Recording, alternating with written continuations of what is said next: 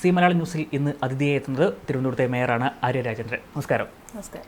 അപ്പം നമുക്ക് എന്തായാലും തിരുവനന്തപുരത്തിൻ്റെ വികസന പ്രവർത്തനങ്ങൾ തന്നെ തുടങ്ങാം.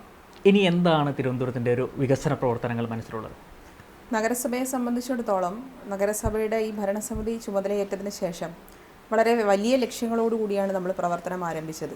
അതിൽ തന്നെ ഒരുപാട് കാര്യങ്ങൾ നമുക്ക് അച്ചീവ്മെൻറ്റ് നടത്താൻ കഴിഞ്ഞ ഒരു കാലഘട്ടം കൂടിയാണിത്.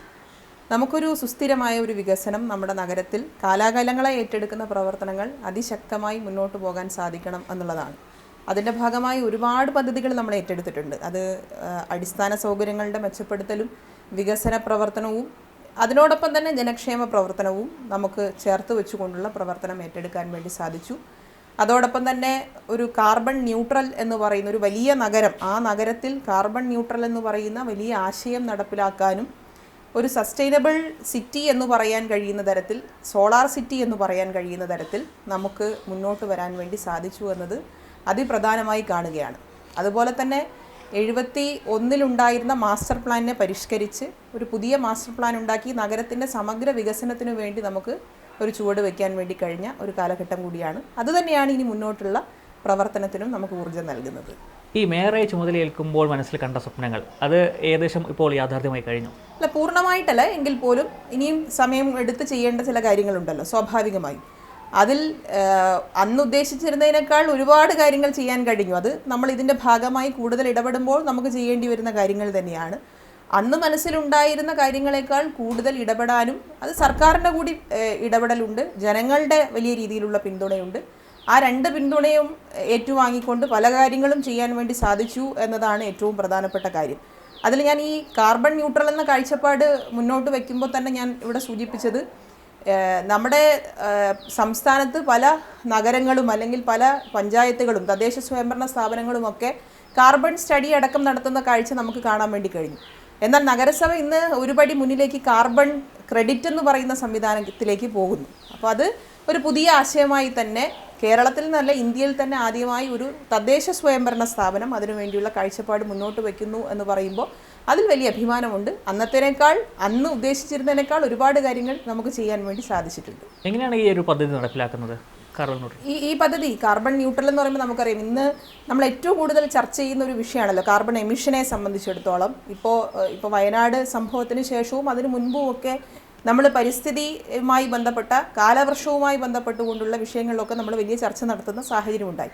ഇപ്പോൾ കാർബൺ എമിഷൻ കുറയ്ക്കുക എന്ന പഠനത്തിന് ശേഷം ഏതൊക്കെ രീതിയിലാണ് കാർബൺ എമിഷൻ ഉണ്ടാക്കുക എന്നുള്ളത് നമ്മൾ അതിശക്തമായി പഠിക്കുന്നതിനു വേണ്ടി അതിൻ്റെ സർവേ നടത്തുന്നതിന് വേണ്ടിയൊക്കെ തയ്യാറായി. അതിലേറ്റവും പ്രധാനമെന്ന് പറയുന്നത് ഇന്നിപ്പോൾ കർഷക ദിനമായി കൂടി നമ്മൾ ആചരിക്കുന്ന ആഘോഷങ്ങൾ നടത്തുന്ന ഒരു ദിവസം കൂടിയാണ്. ഇപ്പോൾ കാർഷിക മേഖലയ്ക്കടക്കം വലിയ പ്രാധാന്യം നൽകുന്ന ഇടപെടലാണ് കാർബൺ ന്യൂട്രൽ എന്ന് പറയുന്ന കാഴ്ചപ്പാടിൻ്റെ ഭാഗമാക്കാൻ വേണ്ടി തീരുമാനിച്ചിട്ടുള്ളത്.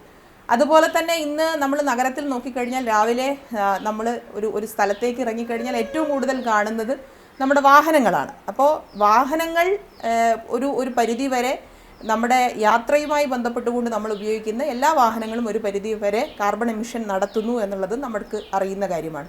അപ്പോൾ ആ ഇടങ്ങളിൽ നമുക്ക് ഇലക്ട്രിക് ബസ്സുകൾ, ഇപ്പോൾ നഗരസഭയുടെ നേതൃത്വത്തിൽ KSRTCക്ക് ഇലക്ട്രിക് ബസ്സുകൾ വാങ്ങിക്കൊടുക്കുന്ന സാഹചര്യമുണ്ടായി.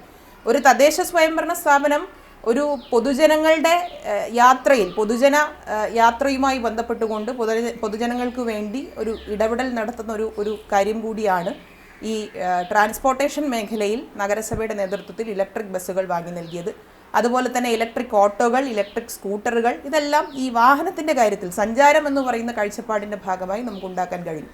അതുപോലെ തന്നെ വളരെ പ്രധാനമാണ് ഇലക്ട്രിസിറ്റിയിൽ ഉണ്ടാകുന്ന കാർബൺ എമിഷൻ എന്ന് പറയുന്നത്. അതിനെ റീപ്ലേസ് ചെയ്യുന്നതിന് വേണ്ടി അതിനൊരു ബദൽ ഉൽപ്പന്നം എന്നുള്ള നിലയിൽ സോളാർ സിറ്റിയായി നമ്മുടെ നഗരത്തെ കേന്ദ്ര സർക്കാർ തന്നെ അംഗീകരിക്കുന്ന, നമ്മൾ നടത്തിയ പ്രവർത്തനത്തിൻ്റെ ഭാഗമായി കേന്ദ്ര സർക്കാർ തന്നെ അംഗീകരിക്കുന്ന സാഹചര്യമുണ്ടായി.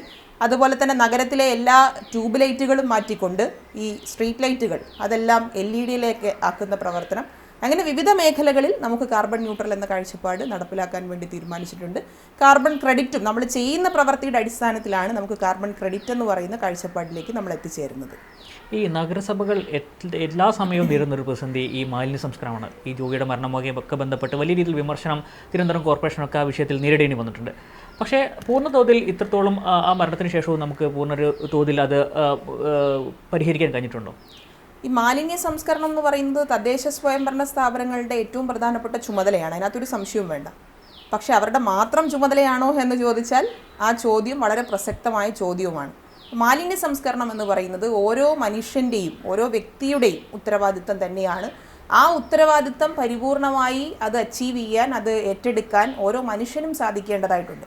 മാലിന്യ സംസ്കരണ രംഗത്ത് ഇന്ന് ഏറ്റവും മുൻപന്തിയിൽ നിൽക്കുന്ന തദ്ദേശ സ്വയംഭരണ സ്ഥാപനങ്ങളായാലും സർക്കാരായാലും കേരളത്തിലാണ് എന്നുള്ളത് ഒരു വസ്തുത തന്നെയാണ്. നമുക്ക് ഒരുപാട് കാര്യങ്ങൾ ചെയ്യാൻ വേണ്ടി സാധിച്ചിട്ടുണ്ട്. എന്നാൽ ആ പരിമിതികളെ, ഇപ്പോൾ നിലവിലുള്ള പരിമിതികളെ മറികടക്കാൻ ആവശ്യമായ രീതികൾ നമുക്ക് ഏറ്റെടുക്കാൻ കഴിയണം. അതിനെല്ലാവരും ഒരുമിച്ച് നിൽക്കുക എന്നുള്ളതാണ് ഏറ്റവും പ്രധാനം. അതിന് സാങ്കേതിക രീതിയിലുള്ള ഉപകരണങ്ങളും അതുപോലെ മറ്റ് സംവിധാനങ്ങളും എല്ലാം ഉപയോഗപ്പെടുത്തിക്കൊണ്ട് തന്നെ നമുക്ക് കൂടുതൽ ശക്തമായി ഇടപെടാൻ കഴിയുന്ന സാഹചര്യം ഇന്ന് നമ്മളെ സംബന്ധിച്ചിടത്തോളം ഉണ്ട്. അപ്പോൾ അത്തരത്തിൽ കൂടുതൽ ശക്തമായി ഇടപെടുക. പൊതുജനങ്ങൾ തീർച്ചയായിട്ടും മാലിന്യം വലിച്ചെറിയുന്നതിൽ നിന്ന് അവർ മാറണം. അവർ നഗരസഭയും തദ്ദേശ സ്വയംഭരണ സ്ഥാപനങ്ങളും ഏർപ്പെടുത്തുന്ന മാലിന്യ സംസ്കരണ രീതിയുമായി സഹകരിക്കുക എന്നുള്ളതുകൂടി ഈ സന്ദർഭത്തിൽ ഓർമ്മിക്കേണ്ട ഒരു വസ്തുത തന്നെയാണ്. ഇപ്പോൾ നമുക്ക് ഈ വിജിയുടെ മരണവുമായൊക്കെ ബന്ധപ്പെട്ട് വലിയ രീതിയിൽ വിമർശനം ഈ റെയിൽവേ ഒക്കെ ബന്ധപ്പെട്ടുണ്ടായിരുന്നു. ഇതുവരെ അതിനിടത്തിലെ ടണൽ വൃത്തിയാക്കാൻ അവർ തയ്യാറായിട്ടില്ല, അതിനുള്ള ഫണ്ടില്ല എന്നാണ് റെയിൽവേയും അറിയിക്കുന്നത്. അപ്പോൾ ഇനിയൊരു അത്തരത്തിലുള്ള ശക്തമായ മഴ വന്നാൽ വീണ്ടും നഗരത്തിലൊക്കെ വെള്ളം കയറും. ഇതിന് ഇനി നഗരസഭ എന്താണ് ചെയ്യാൻ പോകുന്നത്? അല്ല, ഈ വിഷയം നമ്മുടെ ശ്രദ്ധയിൽപ്പെട്ടപ്പോൾ തന്നെ ഇപ്പോൾ നമ്മൾ ആമേഴഞ്ചാം തോടിൻ്റെ ബാക്കി ഭാഗങ്ങളെല്ലാം പരിശോധിച്ച് കഴിഞ്ഞാൽ വളരെ ശുദ്ധമായ നിലയിൽ നമുക്ക് അതിനെ കാണാനും, ഇന്നിപ്പോൾ ഫ്ലോട്ടിംഗ് മെറ്റീരിയൽസ് ഒന്നും തന്നെ ആ പ്രദേശങ്ങളിലില്ല എന്ന് നമുക്ക് കാണാൻ വേണ്ടി സാധിക്കും. എല്ലാ ദിവസവും ബഹുമാന്യനായ മുഖ്യമന്ത്രിയുടെ നേതൃത്വത്തിൽ നടന്ന യോഗത്തിൻ്റെ തീരുമാനത്തിൻ്റെ അടിസ്ഥാനത്തിൽ എല്ലാ ദിവസവും അതിൻ്റെ ശുചീകരണ പ്രവർത്തനങ്ങൾ നഗരസഭയുടെ നേതൃത്വത്തിലും അതുപോലെ തന്നെ ഇറിഗേഷൻ്റെ നേതൃത്വത്തിലും നടന്നു വരുന്ന സാഹചര്യമുണ്ട്. സ്വാഭാവികമായിട്ടും ഇറിഗേഷൻ്റെ കീഴിലുള്ള തോടായതുകൊണ്ട് തന്നെ അതിൻ്റെ ഡീസിൽറ്റിംഗ് അടക്കമുള്ള കാര്യങ്ങൾ ചെയ്യേണ്ടത് അവരാണ്. ഈ ഫ്ലോട്ടിംഗ് മെറ്റീരിയൽസ് എല്ലാം മാറ്റുന്നതിന് വേണ്ടി നഗരസഭ എല്ലാ ദിവസവും അവിടെ പ്രത്യേകമായി ചുമതലപ്പെടുത്തിയിട്ടുള്ള ആളുകളെ കൊണ്ട് അത് ചെയ്യിപ്പിക്കുന്നുമുണ്ട്. പക്ഷേ ഈ സ്ഥലം, അന്ന് അപകടം നടന്ന ഈ സ്ഥലം ഇപ്പോഴും നമ്മൾ ആ സാഹചര്യത്തിൽ തന്നെയാണ് കാണുന്നത്. അത് ബഹുമാന്യനായ മുഖ്യമന്ത്രിയുടെ യോഗത്തിൽ തന്നെ കഴിഞ്ഞ ദിവസം മുഖ്യമന്ത്രിയുടെ ഓഫീസിൽ നിന്ന് റിപ്പോർട്ട് ചോദിച്ചിരുന്നു ഇതിൻ്റെ പ്രവർത്തനങ്ങളുമായി ബന്ധപ്പെട്ടുകൊണ്ട്. ആ സമയത്ത് ഇപ്പോഴും ആ ഭാഗം വൃത്തിയാക്കിയിട്ടില്ല എന്നുള്ള റിപ്പോർട്ട് സഹിതം നഗരസഭ മുഖ്യമന്ത്രിക്ക് കൊടുക്കുന്ന സാഹചര്യമുണ്ട്. അദ്ദേഹവുമായി ആലോചിച്ച് തുടർ നടപടികൾ ഏറ്റെടുക്കുന്നതിന് നമ്മൾ ഇനിയും മുന്നോട്ട് പോകും എന്നുള്ളതാണ്. ഇപ്പം മാലിന്യ സംസ്കരണത്തിൻ്റെ കാര്യം നമ്മൾ പറയുമ്പോൾ ഇനി എന്താണ് നഗരസഭ ചെയ്യാൻ പോകുന്നത്? കാരണം ഇപ്പോൾ ഒരുപാട് വാഹനങ്ങൾ, ഈ മാലിന്യം എടുക്കുന്ന വാഹനങ്ങൾ പലതും ഉണ്ട്. അതൊക്കെ നഗരസഭയുടെ ആണോ എന്ന് തിരിച്ചറിയാനുള്ള സംവിധാനം അങ്ങനെ എന്തെങ്കിലും ഏർപ്പെടുത്താൻ ഈ നഗരസഭ പോകുന്നുണ്ടോ? ഇപ്പോൾ നിലവിൽ നമുക്ക് അംഗീകൃതമായിട്ടുള്ള ഏജൻസികളുണ്ട് നഗരസഭയെ സംബന്ധിച്ചിടത്തോളം. നമ്മൾ മനസ്സിലാക്കേണ്ട ഒരു കാര്യം, ഇന്ന് നഗരത്തിൽ നമ്മുടെ എല്ലാം ജീവിതത്തിൻ്റെ സാഹചര്യം മാറിയപ്പോൾ മാലിന്യത്തിൻ്റെ രീതിയും മാറിയല്ലോ. പണ്ട് നമ്മൾ ഉപയോഗിക്കുന്ന രീതിയിലുള്ള അല്ലെങ്കിൽ ഉൽപ്പാദിപ്പിക്കുന്ന ഒരു മനുഷ്യൻ ഉൽപ്പാദിപ്പിക്കുന്ന മാലിന്യമുണ്ട്. അത് നമ്മൾ ഉപയോഗിക്കുന്ന ഏതെങ്കിലും ഭക്ഷ്യപദാർത്ഥം കഴിച്ചതിന് ശേഷമുള്ള മാലിന്യമുണ്ട്. അതിനൊക്കെ മാറ്റമുണ്ടായി, പണ്ടത്തേതിനേക്കാൾ ഇപ്പോൾ മാറ്റമുണ്ടായി.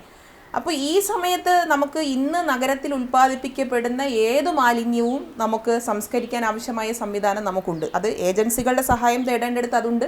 നഗരസഭയ്ക്ക് സ്വമേധയാ നേരിട്ട് ചെയ്യാൻ കഴിയുന്നത് നഗരസഭയ്ക്കുമുണ്ട്. അപ്പോൾ ആ കാര്യങ്ങളിൽ നഗരസഭ ഏർപ്പാടാക്കിയിട്ടുള്ള നഗരസഭയുടെ തന്നെ വാഹനങ്ങൾ, ഏജൻസിയുടെ വാഹനങ്ങൾ, ഇതെല്ലാം തിരിച്ചറിയാൻ കഴിയുന്ന നിലയിലേക്ക് നമ്മൾ QR കോഡ് സ്ഥാപിക്കുന്നതിന് വേണ്ടി ഇപ്പോൾ തീരുമാനിച്ചിട്ടുണ്ട്. ആദ്യഘട്ടം എന്നുള്ള നിലയിൽ GPS സ്ഥാപിച്ച് നമ്മുടെ നഗരസഭയിൽ തന്നെയുള്ള integrated command and control centre ഉണ്ട്, ICCC ഇതിൻ്റെ കണക്ഷൻ എല്ലാം നൽകി ആ GPS മുഖാന്തരം ഇതിനെ ഒരാളെ ചുമതലപ്പെടുത്തി വാഹനങ്ങൾ കൃത്യമായി മാലിന്യ ശേഖരണം നടത്തുന്നുണ്ട് എന്ന് നമുക്ക് ഉറപ്പുവരുത്താൻ സാധിക്കും. അതിനു പുറമെ അനധികൃതമായ മാലിന്യ ശേഖരണം ഈ പറയുന്ന ആരെങ്കിലും എടുക്കുന്നുണ്ടെങ്കിൽ അതുവഴി ക്യാമറ വഴി നമുക്കറിയാനും കഴിയും. നമ്മുടെ വാഹനങ്ങളിൽ, അത് ഹരിതകർമ്മസേനയുടെ വാഹനങ്ങളാകട്ടെ, ഏജൻസികളുടെ വാഹനമാകട്ടെ, നഗരസഭയുടെ നേരിട്ടുള്ള വാഹനങ്ങളാകട്ടെ, എല്ലാ വാഹനങ്ങളിലും QR കോഡ് പതിപ്പിച്ച് കൃത്യമായ ഇടങ്ങളിൽ നിന്നാണോ മാലിന്യം എടുക്കുന്നത് എന്നുകൂടി വെരിഫൈ ചെയ്യാൻ ആവശ്യമായ സംവിധാനങ്ങൾ നമ്മളിപ്പോൾ ഏർപ്പാടാക്കിയിട്ടുണ്ട്. വരുന്ന ദിവസങ്ങളിൽ അതിൻ്റെ നടപടിക്രമങ്ങൾ പൂർത്തിയായി അത് പൊതുജനങ്ങൾക്ക് കൂടി മനസ്സിലാക്കാൻ കഴിയുന്ന തരത്തിലേക്കുള്ള ഇടപെടൽ നഗരസഭയുടെ ഭാഗത്തുനിന്നുണ്ടാകും. എങ്ങനെയാണ് പൊതുജനങ്ങൾക്ക് അത് മനസ്സിലാക്കാൻ കഴിയുക? അവർക്ക് ഇതിൻ്റെ എല്ലാം മോണിറ്ററിങ് എന്ന് പറയുമ്പോൾ പൊതുജനങ്ങൾ ഇത് അറിയണം എന്നുള്ളതൊരു പ്രധാനപ്പെട്ട ഒരു കാര്യമാണ്.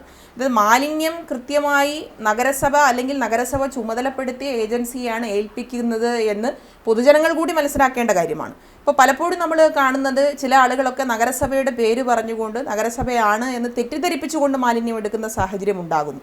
അത് ജനങ്ങളെ മാത്രം നമ്മൾ കുറ്റം പറഞ്ഞിട്ട് കാര്യമുള്ള ഒരു കാര്യമല്ല. അപ്പോൾ അവർക്ക് കൂടി അറിയാൻ പറ്റണം. അതുകൊണ്ട് QR കോഡ് അടക്കം സ്ഥാപിച്ചതിന് ശേഷം ജനങ്ങളെ അറിയിക്കാനുള്ള പൊതു സംവിധാനങ്ങൾ കൂടി നഗരസഭ ഏറ്റെടുക്കുന്നതായിരിക്കും. അപ്പോൾ നമുക്ക് QR കോഡ് സ്കാൻ ചെയ്താൽ കൃത്യമായി നമുക്ക് കൃത്യമായി അറിയാൻ പറ്റും. ഇപ്പോൾ സ്ക്വാഡ് തന്നെ പ്രവർത്തിക്കുന്ന സമയത്ത് നമുക്ക് ചിലപ്പോൾ ഇപ്പോൾ HIമാരോ JHIമാരോ ഒക്കെ വഴിയിൽ വെച്ച് സ്ക്വാഡിൻ്റെ ഭാഗമായി ഈ വണ്ടികളെ തന്നെ കാണാറുണ്ട്, നമ്മൾ ഏജൻസികളെ തന്നെ കാണാറുണ്ട്.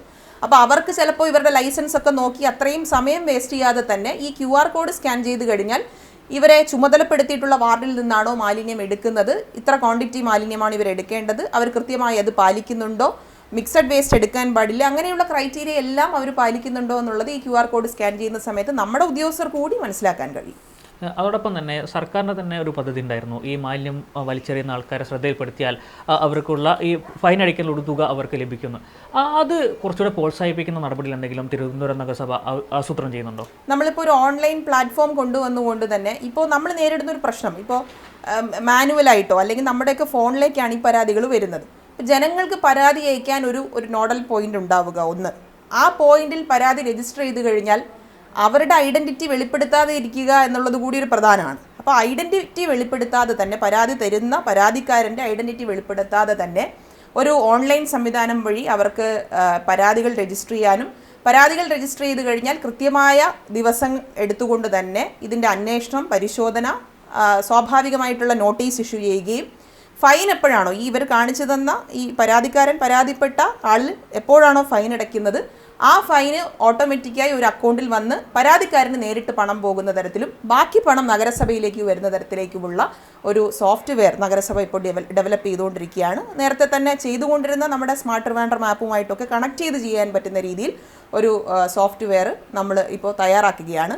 അത് പരാതി പരിശോധിക്കുന്നവർക്ക് പോലും ആ പരാതിക്കാരൻ ആരാണെന്ന് അറിയാൻ കഴിയില്ല. ഒരൊറ്റ നോഡൽ പോയിന്റിൽ മാത്രമേ ഈ പരാതി തന്നത് ആരാണ് എന്ന് അറിയാൻ വേണ്ടി കഴിയുകയുള്ളൂ. അപ്പോൾ അവർക്ക് കൂടി ഒരു വിശ്വാസമാണല്ലോ, ജനങ്ങളെ സംബന്ധിച്ചിടത്തോളം എൻ്റെ ഐഡൻറ്റിറ്റി വെളിപ്പെടുത്താതെ തന്നെ എനിക്ക് പരാതിപ്പെടാൻ കഴിയുന്നു. ചില ആളുകൾക്ക് ചിലപ്പോൾ പ്രയാസമായിരിക്കും, ഞാൻ പറഞ്ഞു എന്നുള്ളതൊരു തർക്കത്തിലേക്കൊന്നും പോകണ്ടെന്നുള്ള രീതിയിൽ.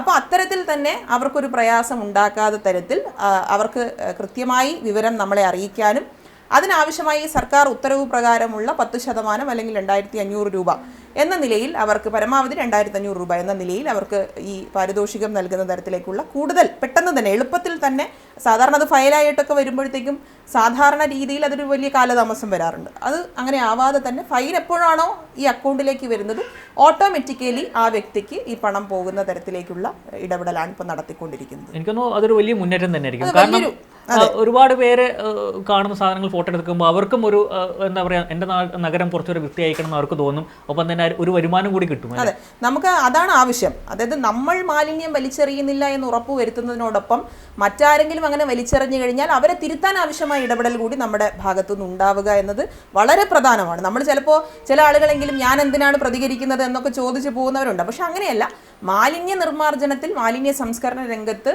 ഞാൻ മാലിന്യം വലിച്ചെറിയുന്നില്ല എന്ന് പറയുന്നത് പോലെ തന്നെ മറ്റാരെങ്കിലും വലിച്ചെറിഞ്ഞാൽ അതിൽ ഇടപെട്ട് അവരെ തിരുത്താൻ ആവശ്യമായ ഇടപെടൽ കൂടി അവർക്ക് ചെയ്യാൻ കഴിയും. അതുപോലെ തന്നെ കഴിഞ്ഞ ദിവസം നമ്മൾ പല പരിശോധനയിലും ഈ മാലിന്യ സംസ്കരണമൊക്കെ ബന്ധപ്പെട്ട് നടത്തി. പല നമ്മുടെ ടോയ്ലറ്റ് വേസ്റ്റുകളടക്കം നമ്മുടെ ഈ ആമയിഞ്ചാൻ തോടിലേക്കൊക്കെ ഒഴുക്കി വിടുന്നൊക്കെ നമ്മൾ പെടുകയും അത് ഫൈൻ അടയ്ക്കുകയൊക്കെ ചെയ്തിട്ടുണ്ട്. പക്ഷേ അത് ശാശ്വതമായ രീതിയിൽ പരിഹരിക്കപ്പെട്ടിട്ടുണ്ടോ? ഇനി എന്താണ് നമുക്ക് അതിനൊരു സൊല്യൂഷൻ കൃത്യമായി തന്നെ കാണാൻ കഴിയുക? അപ്പോൾ ഇതിൽ ആമയിഴഞ്ചാൻ തോട് കടന്നു പോകുന്ന ഈ പ്രദേശം നഗരസഭയുടെ 7 വാർഡുകൾ കേന്ദ്രീകരിച്ചാണ് ആമയിഴഞ്ചാൻ തോട് കടന്നു പോകുന്നത്. അതിൽ ഭൂരിഭാഗം പ്രദേശവും വരുന്നത് തമ്പാനൂർ വാർഡിലാണ്. അപ്പോൾ ഈ 7 വാർഡുകൾ കേന്ദ്രീകരിച്ചുകൊണ്ട് PCBയും നഗരസഭയും സംയുക്തമായ പരിശോധന നടത്തി ഒരു റിപ്പോർട്ട് നമ്മൾ തയ്യാറാക്കിയിട്ടുണ്ട്. അതിൽ ബൾക്ക് വേസ്റ്റ് ജനറേറ്റേഴ്സ് ഉണ്ട്, അതുപോലെ തന്നെ ചെറിയ സ്ഥാപനങ്ങളുണ്ട്, വീടുകളുണ്ട്, അങ്ങനെ അടക്കമുള്ള ആളുകൾ ഇതിലേക്ക് നേരിട്ട് ഈ മാലിന്യം, ഈ ദ്രവമാലിന്യം വിടുന്നത്, വീട്ടിലെ മാലിന്യങ്ങൾ വിടുന്നത്, ഇതെല്ലാം പരിശോധിച്ച് ആവശ്യമായ ഒരു ഇടപെടൽ നടത്തുന്നതിന് വേണ്ടി നമുക്ക് സാധിച്ചിട്ടുണ്ട്. അതിലേറ്റവും പ്രധാനമെന്ന് പറയുന്നത് ഈ മാലിന്യം നമ്മുടെ ഈ തോടിലേക്ക് ഒഴുക്കി വിടുമ്പോൾ നമ്മൾ വിചാരിക്കും നമ്മുടെ വീട്ടിലെ മാലിന്യം മാത്രമല്ലേ നമ്മൾ വിടുന്നുള്ളൂ. ഇതാണ് എല്ലാവരും ചിന്തിക്കുന്നത്. അപ്പോൾ അവർക്ക് നമ്മളിപ്പോൾ നോട്ടീസ് കൊടുത്തിട്ടുണ്ട്. 1 ആഴ്ചത്തെ സമയം കൊടുത്ത് അവർക്ക് ഫൈൻ അടപ്പിക്കുകയും അതുപോലെ തന്നെ അത് ക്ലോസ് ചെയ്യാൻ ആവശ്യമായ ഇടപെടൽ നഗരസഭയുടെ നേതൃത്വത്തിൽ നടക്കുന്നു. പകരം സംവിധാനങ്ങൾ അത് നിയമപ്രകാരം തന്നെ അത് നഗരസഭയെ ഏൽപ്പിച്ചുകൊണ്ട് നഗരസഭയുടെ മാലിന്യ നിർമ്മാർജ്ജന രംഗത്ത് അവർക്ക് കൂടി ഇടപെടാൻ ആവശ്യമായ എല്ലാ ക്രമീകരണങ്ങളും ഒരു സഹായവും നഗരസഭയുടെ ഭാഗത്തുനിന്ന് അത് ചെയ്യാൻ ആവശ്യമായ നിയമപരമായ സഹായങ്ങളെല്ലാം അവർക്ക് കൂടി ചെയ്തു കൊടുക്കുന്നതായിരിക്കും. ഞാൻ ഉദ്ദേശിച്ചത് ഈ പോത്തീസ് അടക്കമുള്ള വലിയ സ്ഥാപനങ്ങൾ ഇതേ കഴിഞ്ഞ നമ്മൾ ഫൈൻ അടയ്ക്കുകയൊക്കെ ചെയ്താണ്. പക്ഷേ ഇത്തരം ഇനി സ്ഥാപനങ്ങൾ വരികയാണെങ്കിലും അതിനൊരു ശാശ്വതമായ പരിഹാരം എന്താണ് നിർദ്ദേശിക്കാനുള്ളത് നഗരസഭ? ശാശ്വതമായ പരിഹാരം ഒരു കെട്ടിടം നിർമ്മിക്കുന്ന സമയത്തടക്കം ഇവർക്ക് മാലിന്യ നിർമ്മാർജ്ജനത്തിന് ആവശ്യമായ സംവിധാനങ്ങൾ ഉണ്ടാകുക എന്നുള്ളത് നിർബന്ധം തന്നെയാണ്. അത് നമ്മൾ ഈ പ്ലാൻ പാസ്സാക്കുന്ന സമയത്ത് പലപ്പോഴും അത് നമ്മളെ ആ സമയത്ത് കാണിക്കുകയും പിന്നെ അതിൽ ചില മാറ്റങ്ങളൊക്കെ വരുത്തുന്നതുമായി പൊതുവിൽ ഈ സ്ഥാപനം മാത്രമല്ല പൊതുവിലുള്ള സ്ഥാപനങ്ങൾ ചിലപ്പോൾ അങ്ങനെ ചെയ്യുന്നുണ്ടെങ്കിൽ അത് ശക്തമായ നടപടി എടുക്കുന്നതിന് വേണ്ടി തീരുമാനിച്ചിട്ടുണ്ട്. നമുക്കറിയാം, ഞാൻ ആദ്യം സൂചിപ്പിച്ചതുപോലെ മാലിന്യ സംസ്കരണം ഏതെങ്കിലും ഒരു വ്യക്തിയുടെയോ അല്ലെങ്കിൽ തദ്ദേശ സ്വയംഭരണ സ്ഥാപനത്തിൻ്റെയോ മാത്രം ഉത്തരവാദിത്തമല്ല. അതിൽ എല്ലാവരുടെയും കൂട്ടായ പ്രവർത്തനം ഉണ്ടാകണം. മാലിന്യം നമ്മൾ ഒഴുക്കി വിടുന്നില്ല, തുറന്നു വിടുന്നില്ല എന്ന് പറയുന്നതിൽ നമ്മൾ എല്ലാവരും ഒരു പൊതുബോധത്തിൻ്റെ അടിസ്ഥാനത്തിൽ ഒരുമിച്ച് നിൽക്കേണ്ട ഒരു വിഷയം കൂടിയാണത്. പൊതുജനങ്ങളോട് എന്താണ് പറയാനുള്ളത് ഈ മാലിന്യ സംസ്കരണവുമായി ബന്ധപ്പെട്ട്? ഇപ്പം നമ്മുടെ അനുഭവം, നമ്മൾ ഈ ആമേഴഞ്ചാൻ തോടിൻ്റെ വിഷയവുമായി ബന്ധപ്പെട്ടുകൊണ്ട് നമ്മളെല്ലാവരും അവിടെ കേന്ദ്രീകരിച്ച് നിന്നവരാണ്. ഒരു അപകടമുണ്ടായപ്പോൾ നമ്മളെല്ലാവരും കേന്ദ്രീകരിച്ചു നിന്നു. മാധ്യമങ്ങളും നഗരസഭയും അതുപോലെ തന്നെ സർക്കാരും ജില്ലാ ഭരണകൂടവും ഒക്കെ അവിടെ കേന്ദ്രീകരിച്ച് നിന്ന് 3 ദിവസത്തെ പ്രവർത്തനം നമ്മൾ നടത്തി. പക്ഷെ 3 ദിവസത്തിന് ശേഷം ഒരാളുടെ മരണത്തിലൂടെയാണ് നമ്മൾ ആ ഒരു വലിയ രീതിയിലുള്ള ഒരു പ്രയാസം നമ്മുടെ സമൂഹത്തിൽ സൃഷ്ടിച്ചത്. തൊട്ടടുത്ത ദിവസം ഉണ്ടായ സംഭവം എന്താ? ഈ മരണം കഴിഞ്ഞ് തൊട്ടടുത്ത ദിവസം മാത്രം ഈ ആമേഴഞ്ചാൻ തോടിലേക്ക് തന്നെ മാലിന്യം തള്ളാൻ വന്ന 9 വണ്ടികളെയാണ് നഗരസഭ പിടിച്ചത്. അപ്പം നമുക്കൊരു അതിശയം തോന്നുന്നത്, ഒരു മരണം നടന്നതിന് ശേഷം പോലും നമുക്ക് ഒരു പ്രയാസവും ഇല്ലാതെ ചില ആളുകളെങ്കിലും അവിടെ മാലിന്യം തള്ളാൻ വരുന്നു എന്നുള്ളത് ഒരു പ്രശ്നമായി തന്നെ നമ്മൾ കാണണം. അപ്പം അതുകൊണ്ടാണ് ഞാൻ നേരത്തെ പറഞ്ഞത്, മാലിന്യ സംസ്കരണ രംഗത്ത് ഏറ്റവും നന്നായി ഇടപെടാൻ കഴിയുന്നത് ഓരോ വ്യക്തിയും ഇടപെടുക എന്നുള്ളതാണ് ഏറ്റവും പ്രധാനപ്പെട്ട കാര്യം. അതിൽ നമ്മൾ മാലിന്യം വലിച്ചെറിയുന്നില്ല എന്ന് ഉറപ്പുവരുത്തുന്നതിനോടൊപ്പം ഒരു പൊതുബോധം ഉണ്ടാക്കാൻ എല്ലാവരും ഒരുമിച്ച് നിൽക്കുക. നമുക്കറിയാം, പല പ്രയാസങ്ങളും നമ്മുടെ സമൂഹത്തിൽ വന്നിട്ടുണ്ട്. ഇപ്പോൾ പല ദുരന്തങ്ങൾ വന്നിട്ടുണ്ട്, പല പ്രയാസങ്ങൾ വന്നിട്ടുണ്ട്. അപ്പോൾ അതൊക്കെ നമ്മുടെ അനുഭവമായി കണ്ടുകൊണ്ട് തന്നെ അങ്ങനെ ഒരു പ്രയാസത്തിലേക്ക് പോകാതെ തന്നെ നമുക്കിതെല്ലാം പരിഹരിക്കാൻ കഴിയണം. അതിന് നഗരസഭയോടൊപ്പം സർക്കാരിനോടൊപ്പം ജനങ്ങൾ നിൽക്കുക. ഇതൊരു പൊതുബോധമായി ഇതിനെ കാണണം എന്നുള്ളതാണ് ഈ വിഷയവുമായി ബന്ധപ്പെട്ട് എനിക്ക് അഭ്യർത്ഥിക്കാനുള്ളത്. പൊതുവേ നമ്മൾ ഇത്തരം വിഷയങ്ങൾ പറഞ്ഞു കഴിഞ്ഞാൽ നമുക്കറിയാം, പഴയ കാലത്ത് നിന്ന് ഇന്ന് ഒരുപാട് മാറ്റം വന്നിട്ടുണ്ട്. ഹരിതകർമ്മസേന പ്രവർത്തകർ വീട്ടിൽ പോകുന്ന സമയത്ത് മാലിന്യം കൃത്യമായി സംസ്കരിക്കുക എന്നുള്ള നിലയിൽ തന്നെ അവർക്ക് കൈമാറുന്ന ഒരുപാട് ആളുകളുണ്ട്. അവരൊക്കെ ഈ സമയത്ത് തീർച്ചയായും നമ്മൾ ഓർക്കേണ്ടതാണ്. പക്ഷേ അതിൻ്റെ ഭാഗമാകാത്തവരെ കൂടി ഇതിൻ്റെ ഭാഗമാക്കാൻ നമുക്ക് കഴിയണം എന്നുള്ളതാണ് ഈ സമയത്ത് സൂചിപ്പിക്കാനുള്ളത്. നമ്മുടെ തിരുവനന്തപുരത്തിൻ്റെ മുഖച്ഛായ മാറുന്ന പദ്ധതിയാണ് സ്മാർട്ട് സിറ്റി പദ്ധതി. പക്ഷേ പലപ്പോഴും ഇഴഞ്ഞു നീങ്ങുന്നു എന്ന പരാതിയാണ് ഉയർന്നു വരുന്നത്. എപ്പോൾ നമ്മളെ നഗരത്തെ ഒരു സ്മാർട്ട് സിറ്റിയായി നമുക്ക് കാണാൻ കഴിയും? സ്മാർട്ട് സിറ്റി പദ്ധതിയുമായി ബന്ധപ്പെട്ട് നേരത്തെ തന്നെ നമ്മൾ പറഞ്ഞൊരു വിഷയമാണ്, റോഡുകളുടെ വിഷയത്തിൽ മാത്രമാണ് അങ്ങനെ ഒരു പ്രയാസം നമുക്ക് അനുഭവപ്പെട്ടത്. മറ്റൊരു പദ്ധതിയിലും സ്മാർട്ട് സിറ്റിയിൽ ഏറ്റെടുത്ത മറ്റൊരു പദ്ധതിയും അങ്ങനെ ഇഴഞ്ഞു പോകുന്നൊരു സാഹചര്യം ഉണ്ടായിരുന്നില്ല.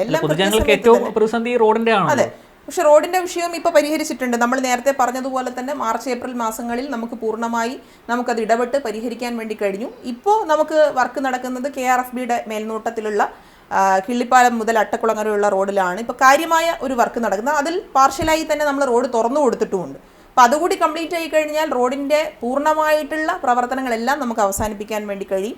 ചില അറ്റകുറ്റപ്പണികൾ, അതുപോലെ തന്നെ ഇപ്പോൾ ചില റോഡുകൾ സ്മാർട്ട് റോഡുകളാകുമ്പോൾ ഉണ്ടാകുന്ന ഈ ബ്യൂട്ടിഫിക്കേഷൻ അടക്കമുള്ള കാര്യങ്ങളാണ് ഇനി ചില കാര്യങ്ങൾ ചെയ്യാനുള്ളത്. അതുകൂടി പൂർത്തിയായി കഴിഞ്ഞാൽ റോഡിൻ്റെ കാര്യത്തിൽ നമുക്ക് പൂർണ്ണമായി അത് അവസാനിച്ചു അല്ലെങ്കിൽ പൂർത്തിയായി എന്ന് തന്നെ പറയാൻ പറ്റും. മറ്റ് പ്രവർത്തനങ്ങളെല്ലാം ഇപ്പോൾ മാർച്ച് വരെ സ്മാർട്ട് സിറ്റി പദ്ധതിക്ക് എക്സ്റ്റൻഷൻ കിട്ടിയിട്ടുണ്ട്. മറ്റ് പ്രവർത്തനങ്ങളെല്ലാം അതിൻ്റെ ഫണ്ട് കൃത്യമായി ഉപയോഗിച്ചുകൊണ്ട് തന്നെ നഗരത്തിൽ നടപ്പിലാക്കാൻ ആവശ്യമായ ഇടപെടൽ നഗരസഭയുടെ ഭാഗത്തു നിന്ന് നടന്നുകൊണ്ടിരിക്കുകയാണ്. ഈ സ്മാർട്ട് സിറ്റി എന്ന് പറഞ്ഞാൽ ഒറ്റ വാക്കിൽ നമുക്കോട് പൊതുജനങ്ങളോട് എന്ത് പറയാൻ പറ്റും? സ്മാർട്ട് സിറ്റി എന്ന് പറഞ്ഞാൽ ഒറ്റ വാക്കിൽ പറയേണ്ട കാര്യമില്ല എന്നുള്ളതാണ്. അതിന് ഒരുപാട് മാനദണ്ഡങ്ങളുണ്ട്. നമ്മൾ സ്മാർട്ട് സിറ്റി പദ്ധതി ആദ്യം തിരുവനന്തപുരം നഗരസഭയ്ക്ക് ലഭിക്കുമ്പോൾ നമുക്കറിയാം, നമ്മൾ വലിയ രീതിയിലുള്ള ഇടപെടൽ നടത്തി. അന്ന് നഗരസഭയുടെ മേയറായി കൂടിയിരുന്നത് ബഹുമാന്യനായ ഇന്നത്തെ വട്ടിയൂർക്കാവ് MLA ശ്രീ VK പ്രശാന്താണ്. അദ്ദേഹവും നഗരസഭയും വളരെ കാര്യക്ഷമമായി ഇടപെട്ട് അതിൻ്റെ വോട്ടിംഗ് പ്രക്രിയ നമ്മുടെ നഗരത്തിൽ നടക്കുന്ന സാഹചര്യമുണ്ടായി. ഏതൊക്കെ ഇടങ്ങളിൽ ഇത് നടപ്പിലാക്കണമെന്ന് പറഞ്ഞപ്പോൾ 9 വാർഡുകൾ തിരഞ്ഞെടുത്ത് നഗരത്തിൻ്റെ പ്രധാനപ്പെട്ട 9 വാർഡുകൾ കേന്ദ്രീകരിച്ചുകൊണ്ടാണ് ഈ പ്രവർത്തനങ്ങൾ ആരംഭിക്കാൻ വേണ്ടി നമുക്ക് സാധിച്ചത്. ഇന്നിപ്പോൾ നമ്മൾ മനസ്സിലാക്കേണ്ട കാര്യം, ബോധപൂർവമായി ചില കാര്യങ്ങൾ ഇവിടെ സ്മാർട്ട് സിറ്റി പദ്ധതിയുടെ ഭാഗമായി ഒന്നും നടന്നിട്ടില്ല എന്ന് ചില ആളുകളെങ്കിലും ബോധപൂർവമായി പറയുന്ന സാഹചര്യത്തിൽ കേരളത്തിൽ സ്മാർട്ട് സിറ്റി പദ്ധതിക്ക് ശേഷം സിറ്റീസ് 2.0 എന്ന് പറയുന്ന 2ാം ഘട്ട പദ്ധതി കിട്ടിയ ഏക നഗരം തിരുവനന്തപുരം നഗരം. അത് വളരെ അഭിമാനത്തോടു കൂടി തന്നെ നമുക്ക് പറയാം. അതിൽ പരിശോധിച്ച കാര്യം എന്താ? സ്മാർട്ട് സിറ്റി 1ാമത്തെ മിഷനിൽ ചെയ്തിട്ടുള്ള പ്രവർത്തികളുടെ ക്വാളിറ്റിയും അതുമായി ബന്ധപ്പെട്ടുകൊണ്ടുള്ള വർക്കിൻ്റെ കാര്യങ്ങളുമാണ് അതിൽ കേന്ദ്ര സർക്കാർ അതിൽ പരിശോധിച്ചത്. അതിൻ്റെ ഇൻ്റർവ്യൂവിൽ നേരിട്ട് പങ്കെടുത്ത ആളാണ് ഞാൻ. അന്ന് കേന്ദ്ര സർക്കാർ ഏറ്റവും പ്രധാനമായി പറഞ്ഞൊരു കാര്യം, സ്മാർട്ട് സിറ്റി ഒന്നാമത്തെ ഫേസിൽ കൃത്യമായി ഇടപെടൽ നടത്തി അതിൽ നമുക്ക് പ്രയാസങ്ങളും പ്രതിസന്ധികളും ഉണ്ടായപ്പോൾ കേന്ദ്ര സർക്കാരിനെ അറിയിക്കേണ്ട സമയത്ത് അത് അറിയിച്ചത് ക്രമീകരിക്കാൻ ആവശ്യമായ ഇടപെടൽ നടത്തിയ ഒരു നഗരസഭയാണ് നമ്മൾ. അത് കേരളത്തിൽ ഒരു നഗരത്തിന് അത് ലഭിക്കുന്ന സമയത്ത് ഇനിയും കൂടുതൽ പ്രവർത്തനങ്ങൾ നമുക്ക് നടത്താൻ വേണ്ടി സാധിക്കുമെന്നുള്ള വിശ്വാസം തന്നെയാണുള്ളത്. സിറ്റീസ് 2.0യുടെ ഭാഗമായി നമുക്ക് മാലിന്യ സംസ്കരണ രംഗത്തും അതുപോലെ തന്നെ നമ്മുടെ നഗരത്തിലുണ്ടാകുന്ന ചെറിയ വെള്ളക്കെട്ടുകൾ പോലും പരിഹരിക്കാൻ ആവശ്യമായ ഇടപെടൽ നമുക്ക് നടത്താൻ വേണ്ടി സാധിക്കുമെന്നുള്ളത് ഒരു പ്രധാനപ്പെട്ട ഭാഗമാണ്. അതുമായി നഗരസഭ മുന്നോട്ട് പോകാനാണ് ഇപ്പോൾ തീരുമാനിച്ചിട്ടുള്ളത്. സ്ത്രീ സുരക്ഷയ്ക്ക് എന്തെങ്കിലും പുതിയ പദ്ധതി നഗരസഭ ആസൂത്രണം ചെയ്യുന്നുണ്ടോ? ഇപ്പോൾ സ്ത്രീ സുരക്ഷയുമായി ബന്ധപ്പെട്ടുകൊണ്ട് നമുക്കറിയാം, കേരളത്തിൽ പ്രത്യേകിച്ചും തിരുവനന്തപുരം കേന്ദ്രീകരിച്ചുകൊണ്ട് പോലീസിൻ്റെയും സർക്കാരുടെയും ഒക്കെ വലിയ ഇടപെടലുകൾ നടന്നുകൊണ്ടിരിക്കുന്ന ഒരിടം കൂടിയാണ്. ഇപ്പോൾ നഗരസഭ ബഹുമാന്യനായ തദ്ദേശ സ്വയംഭരണ വകുപ്പ് മന്ത്രിയുമായി ആലോചിച്ചുകൊണ്ട് നമുക്കൊരു ഹെൽപ്പ് ഡെസ്ക് തുടങ്ങുന്നതിന് വേണ്ടിയിട്ടുള്ള ഇടപെടൽ നമ്മൾ നടത്തിക്കൊണ്ടിരിക്കുകയാണ്. അതായത് നഗരത്തിൽ ഏതെങ്കിലും ഒരു ക്രൈം റിപ്പോർട്ട് ചെയ്ത് കഴിഞ്ഞാൽ ഒരു മടിയുമില്ലാതെ ഒരു പ്രയാസവുമില്ലാതെ സ്ത്രീകൾക്ക് വിളിക്കാൻ കഴിയുന്ന ഒരു സംവിധാനം നഗരസഭയിൽ പ്രവർത്തനം ആരംഭിക്കാൻ വേണ്ടി തീരുമാനിച്ചിട്ടുണ്ട്.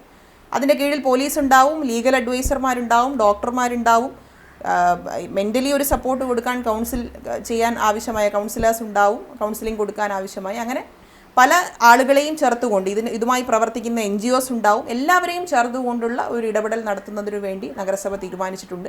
നമ്മൾ മനസ്സിലാക്കേണ്ട ഒരു പ്രശ്നം, സ്ത്രീ സുരക്ഷയിൽ ഏറ്റവും പ്രധാനമായി സ്ത്രീകൾക്ക് നേരെ അതിക്രമം ഉണ്ടാകുന്ന സമയത്ത് അത് തുറന്നു പറയാൻ, അവർക്ക് എവിടെയും അത് പ്രതികരിക്കാൻ, അത് അവർക്ക് എക്സ്പ്രസ് ചെയ്യാനുള്ള ഒരു സാഹചര്യം നമ്മൾ ഉണ്ടാക്കുക എന്നുള്ളതാണ്. നമ്മുടെയൊക്കെ അനുഭവത്തിലുള്ള കാര്യം മറ്റൊന്നാണെങ്കിൽ പോലും ഞാനെപ്പോഴും വിശ്വസിക്കുന്നത് അത് പ്രതികരിക്കാൻ, അത് തുറന്നു പറയാനുള്ള വേദികൾ അവർക്കുണ്ടാക്കിയെടുക്കാൻ നമ്മൾ ഇനിയും അതിൽ ശ്രമിക്കേണ്ടതായിട്ടുണ്ട്. ചില സമയത്ത് നമ്മൾ സ്ത്രീകളോട് തന്നെ ചോദിക്കും, നിങ്ങളെന്താ അപ്പം പ്രതികരിച്ചതെന്ന് ചോദിക്കും. ചില സമയത്ത് നമ്മൾ ചോദിക്കും, എന്തുകൊണ്ടാണ് അപ്പം പ്രതികരിക്കാത്തതെന്ന് ചോദിക്കും. ഇത് രണ്ടും ചോദിക്കുന്നത് നമ്മൾ തന്നെയാണ്. അപ്പം അതുകൊണ്ട് നമ്മൾ എപ്പോൾ പ്രതികരിക്കുന്നു എന്നുള്ളതല്ല, അത് ആ വിഷയമുണ്ടായാൽ അവർക്ക് തുറന്നു പറയാനും അങ്ങനെ തുറന്നു പറയുന്ന സമയത്ത് അവരോടൊപ്പം നിൽക്കാനുമുള്ള ഒരു സാഹചര്യം നമുക്കുണ്ടാക്കിയെടുക്കണം എന്നുള്ളതാണ്. അപ്പോൾ അതിന് ഒരുപാട് കാര്യങ്ങൾ നമുക്ക് ചെയ്യേണ്ടതുണ്ട്. സർക്കാരും നഗരസഭയും ഒക്കെ ചേർന്നുകൊണ്ട് അതിൻ്റെ പ്രവർത്തനങ്ങൾ ഏറ്റെടുക്കാൻ തീരുമാനിച്ചിട്ടുണ്ട്. ഒരു മേയർ എന്ന നിലയിലും ഒരു സ്ത്രീ എന്ന നിലയിലും അടുത്ത കാലത്ത് ഏറ്റവും കൂടുതൽ സൈബർ ആക്രമണം നേരിട്ട ഒരാളാണ് താങ്കൾ. ഇതിനോട് എന്താണ് പറയാനുള്ളത് ഈ ഒരു സംഭവത്തിൽ? സൈബർ ആക്രമണങ്ങൾ നേരിടുമ്പോൾ പൊതുവിൽ സാധാരണ നമ്മളൊക്കെ രാഷ്ട്രീയ രംഗത്ത് നിൽക്കുന്നത് കൊണ്ട് പലതും നമ്മൾ കാണാറില്ല എന്നുള്ളതൊരു വസ്തുതയാണ്. പലപ്പോഴും നമുക്ക് ഈ സോഷ്യൽ മീഡിയയിലൊക്കെ നോക്കുന്നത് ഒരു പ്രയാസമായിരിക്കും. പക്ഷേ ഈ റീസെൻ്റ് ആയിട്ടുള്ള സംഭവങ്ങളൊക്കെ നമ്മൾ നേരിട്ട് കാണുന്ന ഒരു സാഹചര്യം ഉണ്ടായി. ജോയിയുടെ വീട്ടിൽ അന്ന് മേയർ കയറിയ സമയത്തൊക്കെ അത് വലിയ രീതിയിൽ മറ്റൊരു തരത്തിലാണ് സോഷ്യൽ മീഡിയയിലൊക്കെ അവതരിപ്പിക്കപ്പെട്ടത്. അല്ല, അതിൽ പല കാര്യങ്ങളുണ്ടല്ലോ. ഇപ്പോൾ ആ വിഷയം അല്ലെങ്കിൽ പോലും അതിന് മുൻപുണ്ടായ പല വിഷയങ്ങളും ഒക്കെ നമ്മൾ പരിശോധിച്ച് കഴിഞ്ഞാൽ നമ്മൾ മാത്രമല്ല, ഇടതുപക്ഷവുമായി ബന്ധപ്പെട്ട് നിൽക്കുന്ന ഇപ്പോൾ ശൈലജ ടീച്ചർ നമ്മളൊക്കെ വളരെ ആദരവോടുകൂടിയൊക്കെ നോക്കുന്ന ഒരു വ്യക്തി കൂടിയാണ്. ടീച്ചർ മാത്രമല്ല, ഇപ്പോഴത്തെ ആരോഗ്യവകുപ്പ് മന്ത്രി, അങ്ങനെ ഒരുപാട് പേരുടെ പേര്. ഇപ്പോൾ സ്ത്രീകൾ ആരാണെങ്കിലും സ്ത്രീകൾ ആക്രമിക്കപ്പെടുമ്പോൾ അവർ രാഷ്ട്രീയ ഭേദമന്യേ തന്നെ അവരെ എല്ലാം ചേർത്ത് നിർത്താൻ നമുക്ക് സാധിക്കണം എന്നുള്ളതാണ്. അപ്പോൾ ഞാൻ മനസ്സിലാക്കുന്നൊരു കാര്യം, വ്യക്തിപരമായി നമുക്ക് എന്തെങ്കിലും ഒരു പ്രയാസം ഇങ്ങനെ ഇത്തരം കാര്യങ്ങൾ കണ്ടതുകൊണ്ട് നമുക്ക് പ്രയാസമുണ്ടോ എന്ന് ചോദിച്ചു കഴിഞ്ഞാൽ പലതും നമ്മൾ കാണാറില്ല. കണ്ടാൽ തന്നെ നമ്മൾ നിൽക്കുന്ന ഒരു പൊസിഷൻ്റെ ഭാഗമായി, നമ്മൾ ഏൽപ്പിച്ചിരിക്കുന്ന ഉത്തരവാദിത്വത്തിൻ്റെ ഭാഗമായി പലതും ഇങ്ങനെ വരുന്നു എന്നുള്ളത് നമ്മൾ മനസ്സിലാക്കും. നമുക്ക് വ്യക്തിപരമായി അങ്ങനെ വിഷമിച്ചിരിക്കേണ്ട ഒരു സാഹചര്യവും അല്ലത്. പക്ഷേ ഇതിലൊരു പൊതുബോധം ഉണ്ടല്ലോ. കാരണം സ്ത്രീയെ എന്തും പറയാമെന്ന് പറയുന്നത് ഒരു ശരിയായ നിലപാടല്ല. അത് അവരാരും ആകട്ടെ, എന്ത് കാര്യം ചെയ്യുന്നവരും ആകട്ടെ, അവരെ എന്തെങ്കിലും പറയാം എന്ന് പറയുന്നത് ഒരു ശരിയായ രീതിയല്ല.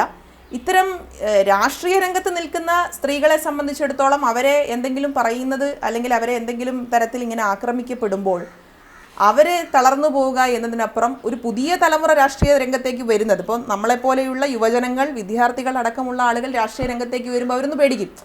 കാരണം ഞങ്ങളുടെ മുന്നിലുള്ള അനുഭവം എന്ന് പറഞ്ഞാൽ ഒരു സ്ത്രീയെ അല്ലെങ്കിൽ ഇത്തരത്തിൽ ഉയർന്നു നിൽക്കുന്ന സ്ത്രീകളായിട്ടുള്ള ആളുകളെ ആക്രമിക്കുകയും ഇത്തരത്തിൽ മോശപ്പെടുത്തുകയും ചെയ്ത അനുഭവമാണ് ഞങ്ങളുടെ മുന്നിലുള്ളത്. ഞങ്ങൾ എങ്ങനെയാണ് വിശ്വസിച്ച് ഈ രംഗത്തേക്ക് വരിക എന്ന് ചോദിക്കുന്ന തരത്തിലേക്കൊക്കെ മാനസികമായിട്ടുള്ള ഒരു പ്രയാസം ഉണ്ടാകുമെന്നുള്ളൊരു വസ്തുത തന്നെയാണ്. ഏതൊരു സ്ത്രീയെയും, അത് ഇടതുപക്ഷമെന്ന് മാത്രമല്ല, ഏതൊരു സ്ത്രീയെയും അത്തരത്തിൽ മോശമായി ചിത്രീകരിക്കുകയും ആക്ഷേപം ഉണ്ടാക്കുകയും ചെയ്യുന്നത് ശരിയല്ല എന്ന നിലപാട് ഉള്ള ഒരു വ്യക്തി കൂടിയാണ് ഞാൻ. ഇതിപ്പം ഇടതുപക്ഷം മാത്രമല്ല, പൊതുവേ സ്ത്രീകൾക്കെതിരെയുള്ള സൈബർ ആക്രമണം നടക്കുന്നു. പലരും പിന്നീട് അതിൽ നിന്നൊക്കെ ഉൾവലിഞ്ഞ് ഒറ്റപ്പെട്ടു പോകുന്നൊരു സാഹചര്യം. അല്ല, എൻ്റെ ഒരു അനുഭവം എന്ന് പറഞ്ഞാൽ, എനിക്കൊരു പെൺകുട്ടിയാണ്. ആ കുഞ്ഞ് ജനിച്ച ദിവസങ്ങൾ മാത്രം പ്രായമുള്ളപ്പോൾ സൈബർ ആക്രമണം നേരിട്ടൊരു കുട്ടിയാണ് ആ കുട്ടി. വീട്ടിൽ ഓഫീസിൽ പോയ സമയത്ത്, അതെ, ഓഫീസിൽ പോയപ്പോൾ മാത്രമല്ല, നമ്മുടെ പാർട്ടിയുടെ സംസ്ഥാന സെക്രട്ടറി കൂടിയായിട്ടുള്ള ഗോവിന്ദമാഷി വീട്ടിൽ വന്ന് കുഞ്ഞിനെ എടുത്തുകൊണ്ടിരിക്കുന്ന ഒരു ചിത്രം, അത് പല മാധ്യമങ്ങളും ആ ചിത്രം പ്രചരിപ്പിച്ചിരുന്നു, അവർ വാർത്തയായി ചെയ്തിരുന്നു. അപ്പോൾ ആ സമയത്ത് അങ്ങനെ ആ ചിത്രം വന്നപ്പോൾ ആ ചിത്രത്തിൻ്റെ അടിയിൽ പോലും വളരെ മോശമായ പദപ്രയോഗങ്ങൾ ഉൾപ്പെടുത്തി ആ ചെറിയ കുഞ്ഞിനെ, വളരെ ദിവസങ്ങൾ മാത്രം പ്രായമുള്ള കുഞ്ഞിനെ പോലും ആക്രമിച്ച മനോഭാവമുള്ളവരാണ് നമ്മുടെ നാട്ടിലുള്ളവർ എന്നത് നമ്മൾ തിരിച്ചറിയണം. നമ്മൾ പലപ്പോഴും പറയും മുതിർന്ന ആളുകളോടാണ് നമ്മൾ ഇത്തരത്തിൽ പറയുന്നത്. അങ്ങനെയല്ല.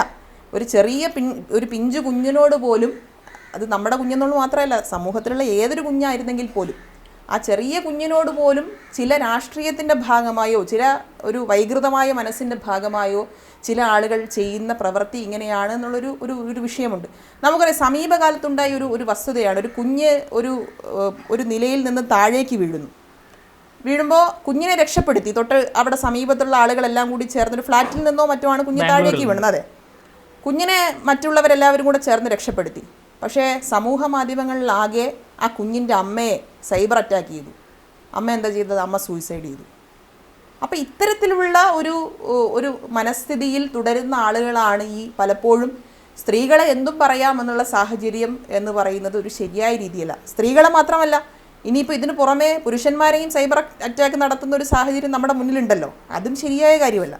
സ്ത്രീകളെ സംബന്ധിച്ചിടത്തോളം സ്ത്രീകളെ പറഞ്ഞു വരുമ്പോൾ പിന്നെ അതിനെ പല രീതിയിലേക്കാണ് അതിനെ ചിത്രീകരിക്കാൻ വേണ്ടി ശ്രമിക്കുന്നത് എന്നത് അതൊരു ശരിയായ നിലപാടല്ല എന്നുള്ളത് കാര്യം ഒരു സംശയവുമില്ലാത്ത കാര്യമാണ്. കാരണം മേയറായ ആ നിമിഷം മുതൽ ഈ സൈബർ ആക്രമണങ്ങൾ തുടരെ നേരിടുന്ന ഒരാളാണ്. അതെ അതെ, ആ സമയത്ത് ഞാനെപ്പോഴും വിശ്വസിക്കുന്നത്, നമ്മളിപ്പോൾ എന്തെങ്കിലും കാര്യത്തിൽ സംസാരിക്കാതിരുന്നു കഴിഞ്ഞാൽ സ്ത്രീകളെ പ്രത്യേകിച്ച് സ്ത്രീകൾ എന്തെങ്കിലും കാര്യത്തിൽ അഭിപ്രായം പറഞ്ഞു കഴിഞ്ഞാൽ അവർ ധിക്കാരിയായി മാറും, അല്ലെങ്കിൽ അഹങ്കാരിയായി മാറും. ഏതെങ്കിലും തരത്തിൽ അവർ മറുപടി പറയാതിരുന്നാലോ അവർ പിൻസീറ്റ് ഡ്രൈവിംഗ് ആണ് എന്ന് പറയുന്നത് രണ്ടും പറയും. ഏതെങ്കിലും തരത്തിൽ പ്രതികരിച്ചാൽ പറയും നമ്മൾ ധിക്കാരിയാണ്, അഹങ്കാരിയാണ് എന്ന് പറയുന്നൊരു സാഹചര്യം ഉണ്ടാവും. പ്രതികരിക്കാതിരുന്നാൽ ഉണ്ടാകുന്ന ഒരു മറ്റേ വശവും ഇതാണ്. അപ്പോൾ ഇതൊന്നുമല്ല, ഇതിനകത്ത് നമ്മൾ എല്ലാവർക്കും ഇത്തരത്തിൽ സമൂഹത്തിൽ ഇടപെടാനുള്ള നമ്മൾ ഒരു കാലഘട്ടത്തിൽ നമുക്ക് പൊതു ഇടങ്ങളിൽ വന്നിരിക്കാനുള്ള സ്വാതന്ത്ര്യം ഉണ്ടായിരുന്നില്ല. അതൊക്കെ നമ്മൾ നേടിയെടുത്തതല്ലേ. അതുപോലെ ഇത്തരം അവകാശങ്ങൾ, സ്ത്രീകൾക്ക് എല്ലാ ഇടത്തേക്കും വരാനുള്ള അവകാശങ്ങളൊക്കെ ഇനിയും നമുക്ക് ശക്തമായി അത്തരം പൊതുബോധങ്ങൾ ഉണ്ടാക്കാൻ വേണ്ടി സാധിക്കണം എന്നുള്ളതാണ് എൻ്റെ അഭിപ്രായം. കഴിഞ്ഞ ദിവസങ്ങൾ നമുക്ക് ഇതിന് മുമ്പുണ്ടായൊരു സംഭവമാണ് ഈ KSRTC ബസ്സുമായി ബന്ധപ്പെട്ട്. പക്ഷേ പിന്നീട് എന്തായി ആ കേസിൻ്റെ ഒരു അവസ്ഥ എന്നുള്ളത് പിന്നെ ആരും ചോദിച്ചില്ല. മേയർക്ക് നീതി കിട്ടിയോ എന്നുള്ള കാര്യത്തിലുള്ള അല്ല, അത് ഇപ്പോൾ കേസ് അന്വേഷണം നടന്നുകൊണ്ടിരിക്കുന്ന ഒരു കാര്യമില്ല. അതിൽ നമ്മൾ പ്രത്യേകിച്ച് ഏതെങ്കിലും അഭിപ്രായം പറയേണ്ട കാര്യമല്ല. അത് അന്വേഷണം നടന്നുകൊണ്ടിരിക്കുന്ന കാര്യമാണ്. അന്വേഷണത്തിൻ്റെ ബാക്കി വശങ്ങളൊക്കെ പോലീസിൻ്റെ ഭാഗത്തുനിന്ന് വിശദീകരിക്കേണ്ട കാര്യമാണ്. അതുകൊണ്ട് ഞാനതിലൊരു അഭിപ്രായം പറയുന്നില്ല. അല്ല, ശരി തെറ്റുകളൊക്കെ അന്വേഷണം കഴിഞ്ഞ് അതിൻ്റെ മറ്റു കാര്യങ്ങളൊക്കെ വന്നതിന് ശേഷം പറയേണ്ട കാര്യങ്ങളാണ്. ശരി, ഇനി മേയർ എന്ന നിലയ്ക്ക് ഒരു സ്വപ്ന പദ്ധതി എന്താണ് തിരുവനന്തപുരം നഗരത്തിൻ്റെ? നമുക്ക് ഇതിൽ ഏറ്റവും പ്രധാനമായി ഞാൻ ആദ്യം സൂചിപ്പിച്ചതുപോലെ ഈ ഭരണസമിതി ചുമതലയേറ്റതിനു ശേഷം നിരവധിയായിട്ടുള്ള പ്രവർത്തനങ്ങൾ നമുക്ക് ഏറ്റെടുക്കാൻ വേണ്ടി സാധിച്ചു. അതിന് സംസ്ഥാന സർക്കാരിൻ്റെയും അതുപോലെ തന്നെ കേന്ദ്ര സർക്കാരിൻ്റെയും നിരവധിയായിട്ടുള്ള അംഗീകാരങ്ങളാണ് നഗരസഭയെ തേടി വന്നത്. തുടർച്ചയായി 2 വർഷം നഗരസഭ ഏറ്റവും മികച്ച നഗരസഭയായി സംസ്ഥാന സർക്കാർ തിരഞ്ഞെടുക്കുന്ന സാഹചര്യമുണ്ടായി. അതിനുവേണ്ടി സ്വരാജ് ട്രോഫി പുരസ്കാരം നമുക്ക് നേടാൻ വേണ്ടി സാധിച്ചു. ആരോഗ്യ മേഖലയിലെ പ്രവർത്തനങ്ങൾ നമുക്കറിയാം, കേരളത്തിലെ ഏറ്റവും കൂടുതൽ ആരോഗ്യ സംവിധാനമുള്ള ഒരു നഗരപരിധി കൂടിയാണ് നമ്മുടെ നഗരപരിധി. ആ നഗരപരിധിയിൽ ആരോഗ്യ സ്ഥാപനങ്ങളുടെ മെച്ചപ്പെട്ട പ്രവർത്തനങ്ങൾക്ക് വേണ്ടി 2 വർഷമായി തുടർച്ചയായി ആർദ്ര കേരളം പുരസ്കാരം അടക്കം ലഭിക്കുന്ന സാഹചര്യമുണ്ടായി. അപ്പോൾ ഇതെല്ലാം നമ്മുടെ ഈ പദ്ധതികളായി ഇവിടെ ഏറ്റെടുക്കുമ്പോൾ തന്നെ ഞാൻ നേരത്തെ സൂചിപ്പിച്ചതുപോലെ സാധാരണക്കാർക്ക് ഉപയോഗിക്കാൻ കഴിയുന്ന സംവിധാനങ്ങൾ ഉണ്ടാവണം. അപ്പോൾ നമ്മുടെ നഗരത്തിൻ്റെ ഒരു പ്രത്യേകത, നഗരത്തിൽ സ്ഥിരമായി ജീവിക്കുന്നവരെ പോലെ തന്നെ ഏതാണ്ട് 2 ലക്ഷത്തോളം ആളുകൾ പുറത്തുനിന്ന് ദൈനംദിന മറ്റ് ആവശ്യങ്ങൾക്ക് വേണ്ടി നഗരത്തിൽ വരുന്നുണ്ട്, ഫുട്ഫോൾ ഉണ്ടാകുന്നുണ്ട്. അപ്പോൾ അതിൽ ഒന്നെന്ന് പറയുന്നത് ആരോഗ്യ സ്ഥാപനങ്ങൾ കൊണ്ട്, ഇപ്പോൾ തിരുവനന്തപുരത്ത് RCC കേന്ദ്രീകരിച്ചുകൊണ്ട്, മെഡിക്കൽ കോളേജ് കേന്ദ്രീകരിച്ചുകൊണ്ട് പല ആവശ്യത്തിന് വേണ്ടി SIT കേന്ദ്രീകരിച്ചുകൊണ്ട് ആവശ്യത്തിന് വരുന്നവരാണ്. അപ്പോൾ അവർക്കിപ്പോൾ മെഡിക്കൽ കോളേജിൽ തന്നെ ഏറ്റവും പ്രധാനമായി അവർക്ക് ഈ വിശ്രമ കേന്ദ്രം, അവരുടെ ഈ രോഗികളുടെ കൂട്ടിരിപ്പിന് വേണ്ടി വരുന്ന, അവരോടൊപ്പം വരുന്ന ആളുകൾക്കുള്ള വിശ്രമ കേന്ദ്രം, അവിടുത്തെ പാർക്കിംഗ് സംവിധാനം, ഒരു MLCP നമ്മൾ മെഡിക്കൽ കോളേജിൽ ചെയ്യുന്നുണ്ട്. അതും സ്മാർട്ട് സിറ്റി പദ്ധതിയിലാണ് ചെയ്യുന്നത്. അതുപോലെ ഈ ആരോഗ്യ സ്ഥാപനങ്ങളുടെ ഇപ്പോൾ ആ പ്രദേശത്ത് തന്നെ കൂടുതൽ ആളുകൾക്ക് താമസിക്കാൻ കഴിയുന്ന, രോഗികളായിട്ടുള്ളവർ, അവരുടെ കൂടെ വരുന്നവർ, അവർക്കെല്ലാം താമസിക്കാൻ കഴിയുന്ന സംവിധാനങ്ങൾ നഗരസഭയുടെ നേതൃത്വത്തിൽ നമ്മളിപ്പോൾ ഏറ്റെടുത്ത് നടപ്പിലാക്കുന്നുണ്ട്. സ്മാർട്ട് സിറ്റി പദ്ധതിയെ സംബന്ധിച്ചിടത്തോളം നേരത്തെ സൂചിപ്പിച്ചു. അതുപോലെ തന്നെ കൂടുതൽ വികസന പ്രവർത്തനം, ഇപ്പോൾ സ്കൂളുകൾ, വിദ്യാലയങ്ങൾ കേന്ദ്രീകരിച്ചുകൊണ്ടുള്ള പ്രവർത്തനങ്ങൾ, സ്മാർട്ട് ക്ലാസ് റൂമുകൾ നിർമ്മിച്ചുകൊണ്ട് കുറച്ചുകൂടി ഇടപെടൽ നടത്താൻ ആവശ്യമായ രീതികൾ ഇപ്പോൾ ചെയ്തുകൊണ്ടിരിക്കുകയാണ്. റോഡുകളുടെ വർക്ക് ഇപ്പോൾ കംപ്ലീറ്റ് ചെയ്ത് കഴിഞ്ഞാൽ തന്നെ അത് പൂർണ്ണമായി ജനങ്ങൾക്ക് ഉപയോഗിക്കാൻ കഴിയുന്ന സാഹചര്യം ഉണ്ടാകും. ഇപ്പോൾ സ്മാർട്ട് സിറ്റി പദ്ധതിയിലാണ് നമ്മൾ മാനവീയം റോഡ് ഇപ്പോൾ നവീകരിച്ച് കഴിഞ്ഞത്. അപ്പോൾ അതൊക്കെ ഒരു നൈറ്റ് ലൈഫിനെ കൂടി പ്രോത്സാഹിപ്പിക്കുന്ന തരത്തിലേക്കുള്ള ഇടപെടൽ നടത്താൻ കഴിഞ്ഞു. അപ്പോൾ മാലിന്യ സംസ്കരണ രംഗത്ത് നമ്മൾ നേരത്തെ പറഞ്ഞതിൽ നമുക്ക് ഇപ്പോൾ അറവ് മാലിന്യങ്ങൾ, ഇപ്പോൾ അറവുശാലകളുമായി ബന്ധപ്പെട്ട വിഷയമുണ്ട്. നഗരസഭയുടെ നേതൃത്വത്തിൽ തന്നെ കുന്നുകുഴിയിൽ ഒരു സ്ലോട്ടർ ഹൗസ് ഇപ്പോൾ ഏതാണ്ട് അവസാന ഇതിലേക്ക് അതിൻ്റെ പ്രവർത്തികൾ നടന്നുകൊണ്ടിരിക്കുകയാണ്. ബയോഫിൽട്ടർ കൂടി സ്ഥാപിച്ചു കഴിഞ്ഞാൽ ഏതാണ്ട് ജനുവരി മാസത്തോടു കൂടി ട്രയൽ റൺ അടക്കം നടത്തി നമുക്കത് ഉദ്ഘാടനം ചെയ്ത് അതൊരു പ്രവൃത്തിയായി നമുക്ക് ഏറ്റെടുക്കാൻ വേണ്ടി സാധിക്കും. അതുപോലെ തന്നെ വിവിധ ഇടങ്ങളിൽ ഓരോ വാർഡുകൾ കേന്ദ്രീകരിച്ച് തന്നെ വലിയ വലിയ പദ്ധതികൾ നടക്കുന്ന ഒരു സാഹചര്യമുണ്ട്. അപ്പോൾ അത്തരം പദ്ധതികളെല്ലാം ചേർത്ത് നിർത്തിക്കൊണ്ട് ജനങ്ങൾക്ക് ഉപയോഗിക്കാൻ കഴിയുന്ന സാഹചര്യത്തിലേക്ക് നമ്മുടെ നഗരത്തിനെ ഉയരാൻ വേണ്ടി സാധിക്കുമെന്നുള്ളതാണ്. മാലിന്യ സംസ്കരണവുമായി ബന്ധപ്പെട്ട് തന്നെ കഴിഞ്ഞ ദിവസം വിവിധ തരത്തിലേക്കുള്ള പദ്ധതികൾ ഉദ്ഘാടനം ചെയ്യുന്ന സാഹചര്യമുണ്ടായി. ഇന്നലെ തന്നെ ഒരു RRFും അതുപോലെ തന്നെ MCFും തുമ്പൂർ മൊഴിയും ഒക്കെ എടുക്കുന്ന ഒരു ഉദ്ഘാടനം ചെയ്യുന്ന ഒരു സാഹചര്യമുണ്ടായി. ബഹുമാന്യനായ മന്ത്രി തന്നെ കഴിഞ്ഞ ദിവസം വന്നുകൊണ്ട് ഒരു RDF പ്ലാന്റ് 2 നഗരസഭയിൽ സ്ഥാപിച്ചിട്ടുള്ള RDF പ്ലാന്റ് നമ്മൾ ഉദ്ഘാടനം ചെയ്യാൻ കഴിഞ്ഞു. അപ്പോൾ ഇതെല്ലാം നമുക്ക് മാലിന്യ സംസ്കരണ രംഗത്തും നമ്മുടെ പൊതുവികസനവുമായിട്ടൊക്കെ നമുക്ക് ചേർത്ത് നിർത്തിക്കൊണ്ട് നിരവധി പ്രക്രിയകൾ നമുക്ക് ഏറ്റെടുക്കാൻ വേണ്ടി സാധിക്കുന്നുണ്ട് എന്നത് ഏറ്റവും സന്തോഷം നൽകുന്ന ഒരു കാര്യം തന്നെയാണ്. അപ്പോൾ മാനവീയത്തിൻ്റെ കാര്യം പറഞ്ഞപ്പോഴാണ് ഒരു പക്ഷേ തിരുവനന്തപുരത്തിൻ്റെ മുഖച്ഛായ മാറ്റുന്ന പദ്ധതി, പക്ഷേ പലപ്പോഴും വിവാദങ്ങളിലൊക്കെ പെടുന്നൊരു സ്ഥലം കൂടിയേ മാറുന്നുണ്ട് മാനവീയം. അല്ല, നമ്മളതിനൊരു വിവാദമായി കാണേണ്ട ഒരു സാഹചര്യമേ അല്ല. അതിനെ നമുക്കറിയാം, നൈറ്റ് ലൈഫ് പ്രോത്സാഹിപ്പിക്കുമ്പോൾ ഉണ്ടാകുന്ന പ്രശ്നങ്ങളെ പരിഹരിക്കാൻ ആവശ്യമായ സംവിധാനങ്ങൾ അവിടെ തന്നെ ഉണ്ട്. അത് പോലീസിൻ്റെ ഇടപെടൽ നടക്കുന്നുണ്ട്. അതുപോലെ തന്നെ മറ്റ് ഒരു സാംസ്കാരിക ഒരു കേന്ദ്രം കൂടിയാണല്ലോ അത്. അതിനകത്ത് വലിയ മാനദണ്ഡങ്ങളുണ്ട്. മാനവീയം വീതി എന്ന് പറയുമ്പോൾ അതിൽ എല്ലാവരുടെയും ഐക്യത്തെ സൂചിപ്പിക്കുന്ന ഒരിടം കൂടിയാണ് മാനവീയം വീതി.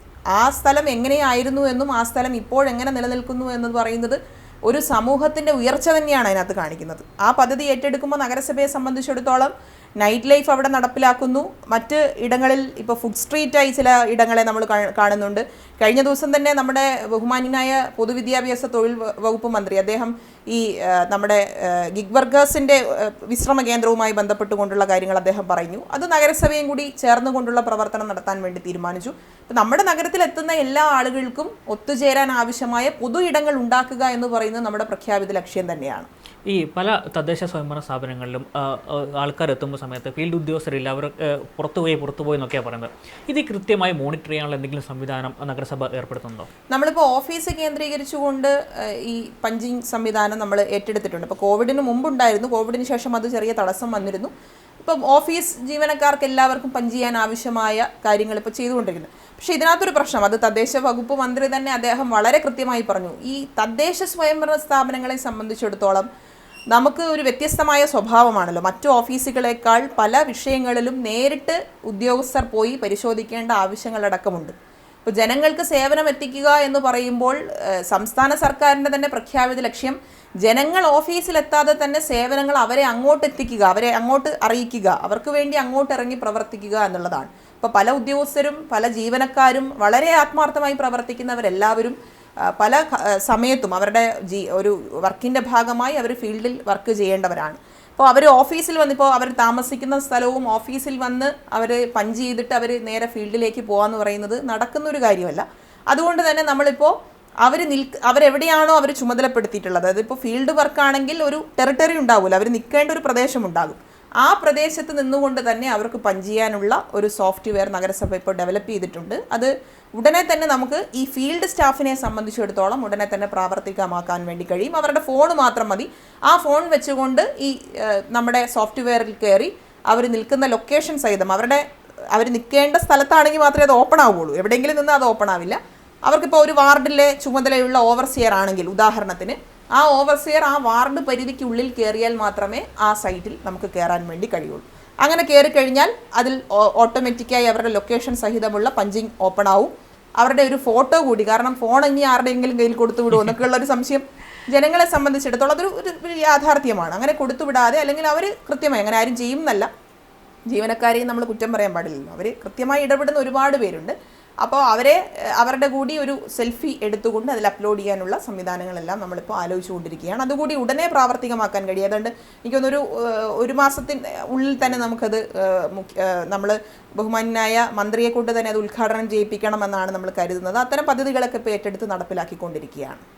ചുരുക്കം പറഞ്ഞാൽ നഗരസഭ സ്മാർട്ട് ആവുന്നു എല്ലാ കാര്യത്തിലും. തീർച്ചയായിട്ടും. ഇപ്പോൾ കെ സ്മാർട്ട് കൂടി വന്ന സാഹചര്യത്തിൽ കെ സ്മാർട്ടിൻ്റെ ഒരു പ്രാവർത്തികമായ ഒരു ആരംഭ സമയത്തുണ്ടാകുന്ന ചില പരിമിതികൾ അപേക്ഷിച്ച് കഴിഞ്ഞാൽ വളരെ കൃത്യമായി സേവനം നൽകാൻ നമുക്കിപ്പോൾ കൂടുതൽ കാര്യക്ഷമമായി കഴിയുന്നു. അതിൽ സർക്കാരിൻ്റെ ഒരു ഇടപെടൽ എന്ന് പറഞ്ഞാൽ വളരെ വലുത് തന്നെയാണ്. അത് മന്ത്രിയുടെ നേതൃത്വത്തിൽ, മുഖ്യമന്ത്രി ഇതിൻ്റെയൊക്കെ പ്രധാനമായ മേൽനോട്ടം അദ്ദേഹം വഹിക്കുന്നുണ്ട്. അതുപോലെ തന്നെ ബഹുമാന്യനായ മന്ത്രിയുടെ നേതൃത്വത്തിലൊക്കെ നൽകുന്ന നിർദ്ദേശങ്ങൾ നമുക്ക് നടപ്പിലാക്കാൻ വേണ്ടി കഴിയുന്നുണ്ട്. അതിന് പുറമേ തന്നെ വളരെ മാതൃകാപരമായ ഇടപെടൽ നഗരസഭയ്ക്ക് കൂടി നടത്താൻ വേണ്ടി സാധിക്കുന്നു എന്ന് പറയുന്നത് ഏറ്റവും സന്തോഷം നൽകുന്ന ഒരു കാര്യം തന്നെയാണ്. Thank you. Thank you.